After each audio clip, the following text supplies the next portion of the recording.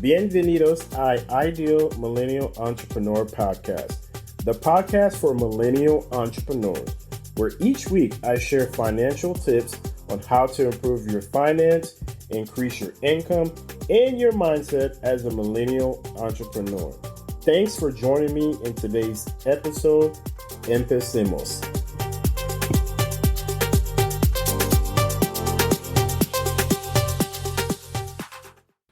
Welcome to the Ideal Millennial Entrepreneur Podcast. I am your host, Amir Estimo. Thank you for tuning in today's podcast episode. But guess what? You could be doing anything in this world, but the fact that you are listening to this podcast episode, it is much appreciated.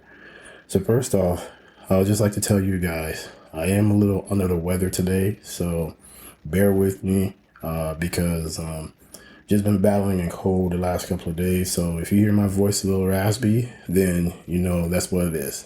So if you enjoy this content, please rate and review this podcast episode. Because share it with someone who will find this useful. So hopefully this podcast brings value to you. So let's jump right into it. So we're going to talk today about the whole work from home situation and how do people feel? How are you navigating work from home or returning back to the office? So mostly we're going to talk more so about returning back to the office. I don't know if any of you guys work for a company. Well, obviously pre-COVID, most people were in the office 5 days a week. I was one who was in the office for about that amount of time, 5 days a week. But the company I worked for, we were allocated a certain amount of hours that we can use. Now, this was not for the whole organization. If you were on a team or you work for a team, organized organization, so there's different organizations within that business. And if you work for that organization, depending on the level of security of the data, you may be required to come and work in the office 5 days a week. Versus, being allocated a certain amount of hours that you can work. But for me, I was allowed a certain amount of hours. Then obviously, post-COVID, there was a period of time, about 2 years, that we were allowed to work from home. And then it was extended. They did a trial, and then obviously there was another outbreak. And then again, we were allowed to work from home for almost another year. So most people didn't really get to return back to the office till about, I would say, early 2023. And then so on and so on. A lot of the rules got laxed. And then all suddenly people were coming back. So by the end of 2023, most everybody was back to the office. But they went to more so of a hybrid schedule, which was you work 3 days at the office, 2 days at home. And it's been like that for a while. But I'm in the financial industry. So now you're starting to see a lot of these companies like JP Morgan Chase, Goldman Sachs. These companies are now requiring everybody to come back to the office 5 days a week. So I'm praying and hoping that the company I work for don't follow suit and require everybody to work 5 days a week at the office. Because if you know the DFW traffic, it has gotten progressively worse throughout the years. I would say ever since after COVID, we had influx of people moving to the Dallas DFW market. So now traffic is horrible. And not only just that, the work from home hybrid for us became a way of life, because when I'm from home, when I'm at the office, I admit, when I'm at the office, I work harder than when I'm home. Not to say I don't work when I'm home, but I get brunt work of my job done at the office. And here's the reason why. The reason why is because when I'm at home, I have kids. And especially having kids that's, they got school activities, doctor's appointments. And then my wife is not really able, she's not as flexible as I am. So she can't really just take as much time as needed. Whereas for me, I can literally get my work done in the morning Then the afternoon be freed up to take my kids, go to awards ceremonies at schools, and then also take them to any doctor's appointment, all that stuff. So that actually becomes very helpful for us as a family. Because I can only imagine if I had to be in the office 5 days a week, it would be actually really tough to be able to get there, to be able to do things that need to be done. And weekends would just be, that's when, obviously with when you have kids and you got appointments and all that stuff, a lot of that stuff is during the week, especially if it's follow-ups with doctor's appointment, dentist appointment, all this other stuff. And it just wouldn't really be advantageous for us as a family. So let me ask you, how is it working for you? If you're a 9 to 5 employee, how are you able to navigate still being a 9 to 5 employee? And also, let's say if you have a side hustle, and that side hustle is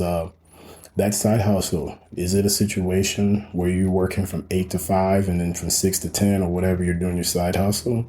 Or how are you able to put that in, balance out the side hustle and your family life? And if you have a family, this is not directly just revolving family matters, but if you're able to do your side hustle, your job and all this, like how are you able to keep up with all this?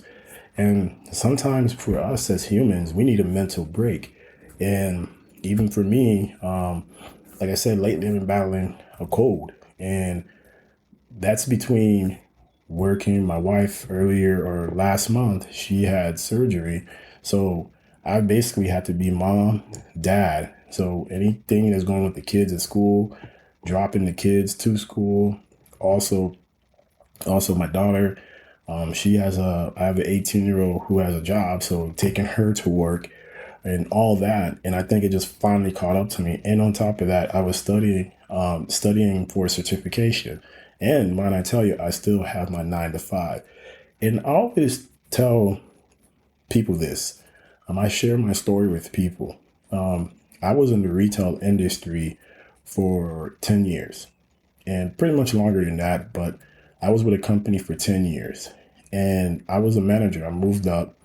I started as a low-level employee, then I moved up, and then I got into a shift manager, then assistant manager, then I became a store manager, or I was a training manager, then a store manager, and then after that, I just did manager. I was a store manager for almost 6 years. And one thing I tell people, I always share my story, is a lot of times you have to deal with a lot of the stress or a lot of that when you're trying to change careers. Because when I got to year 7 working for this company, I was burnt out from it. But I was staying around like, okay, let's see if things would, because the next step for me was to move up into the corporate structure. And then I come to find out later, I don't think that's what I wanted to do. So for me, it was more so of dealing with that career change, because there was a point I took a whole year off when I switched careers. And when for me was the late night studying, the taking the test, and then going to job interviews, getting rejected, all that came back full circle, meaning that now the company I work for is very flexible. It's mostly get your job done. There's nobody breathing down your neck. There's nobody telling you, hey, you got to get these numbers up and all that. I've switched roles in this company about 2 or 3 years later. And I think I'm getting to that point where it's time to switch roles again. I think I'm a year a little too long now, but I would say probably about the end of this year, it is time to find another role. Good thing is when you get into a big company, you can be able to move around and navigate. So not only you just sitting at one position, you don't want to just do that. You want to be able to move around as much as you can. And if you don't, some of the moves could be linear, meaning that it could be side moves. So some of the moves, it can move you up to different levels, different within the company. But for me, navigating all that, the career change, and when I did this, I was so thankful I did what I did, made that career change 5 years before COVID, because I can only imagine if I was working at that same company during COVID, how much stress it would have been. And to even get this opportunity, and to be able to get stuff done and have a job where it's not like breathing down your throat to get things done is very appreciative. So I'm thankful for that, because I've recorded a couple of episodes and I talked about appreciate your position while you plot your promotion. And right now that is the phase that I am. And even if this company was to say, hey, it's time to go it's time to go 5 days a week, I want to be on that forefront. Not to say that it wouldn't it would not be easy. It just would be very difficult, because now relating to your side hustle, because you're living in a time right now, especially in the US, maybe worldwide, where it is tough. Price of eggs is up, gas is up, groceries is up, jobs are very scarce these days.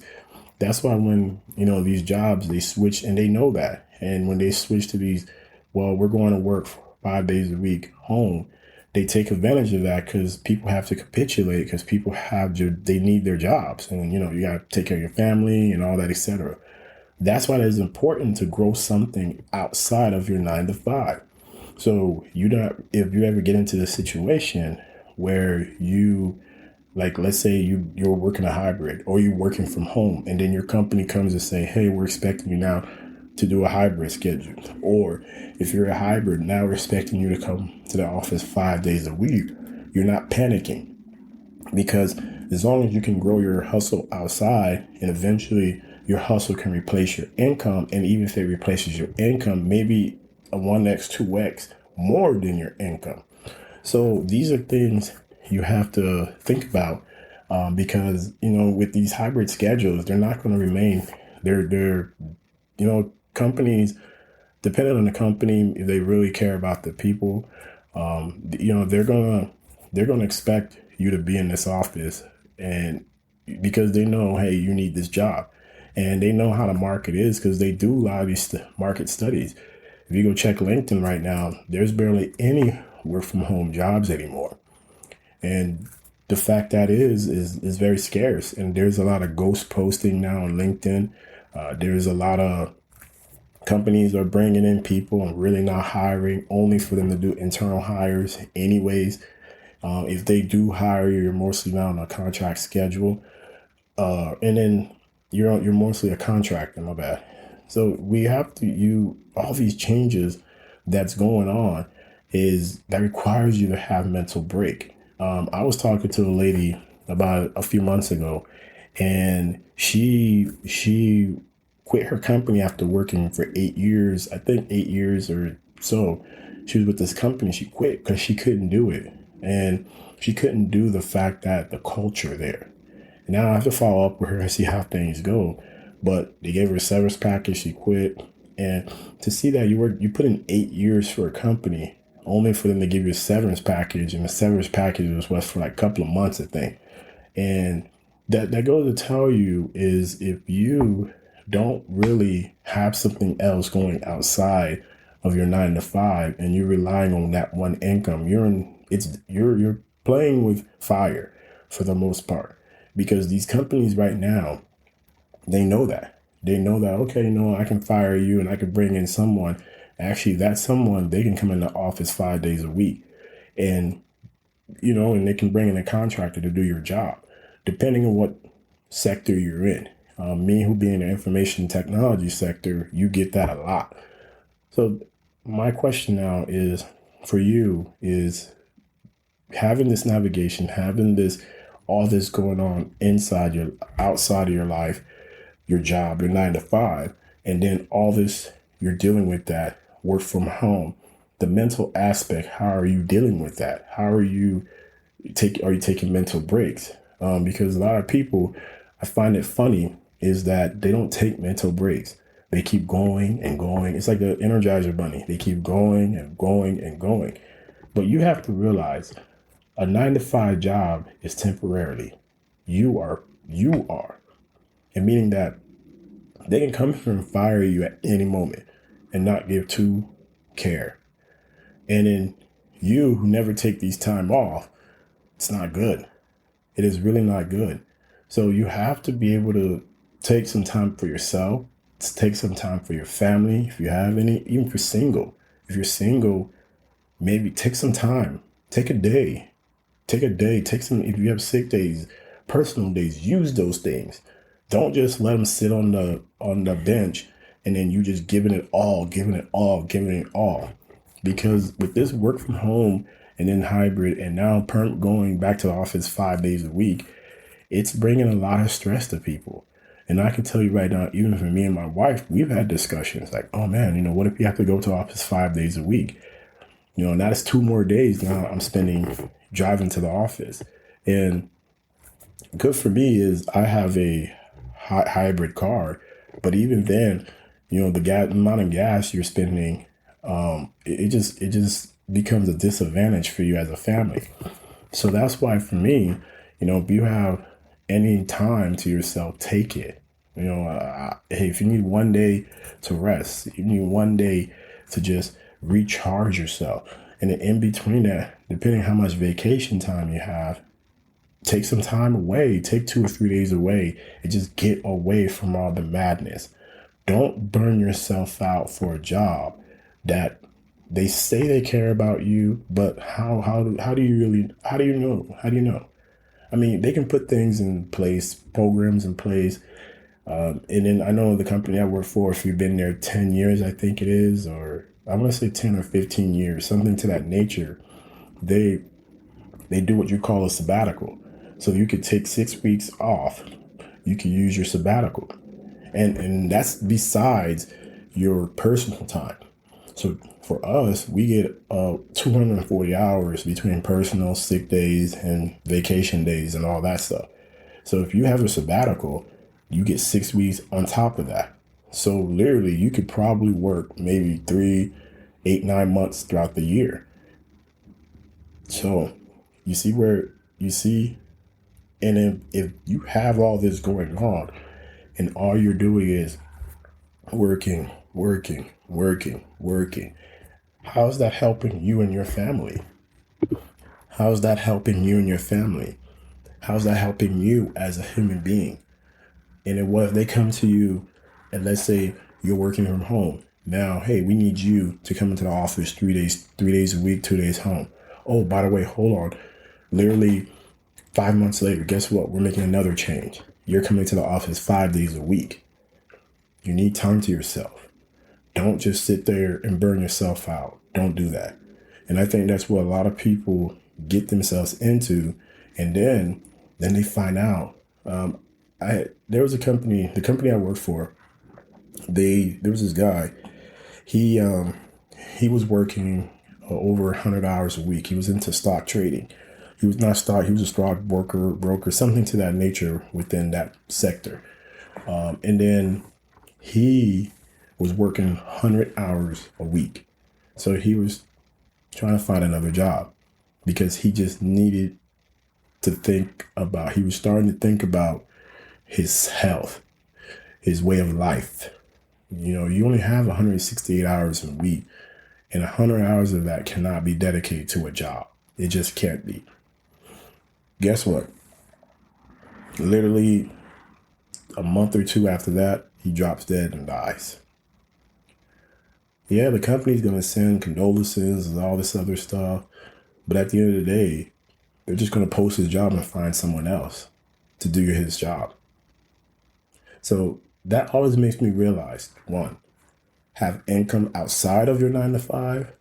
2, take some time off. Even with all these changes, you need a break. Physically, mentally, you need a break. So I thought I'd share that with you guys. Hopefully this is of value for you guys. This was kind of off the dome. I was just thinking of this. I didn't really prepare. I just came and just wanted to share this message with you guys. Take some time for yourself. Don't just sit there and capitulate to this job and keep doing and doing and doing and thinking, even if you're trying to get promoted, do it in spurts. Do what you can, because at the end of the day, for the company you work for, if you die today, They're just going to post your job the next day. So take some time for yourself. Peace. Much love.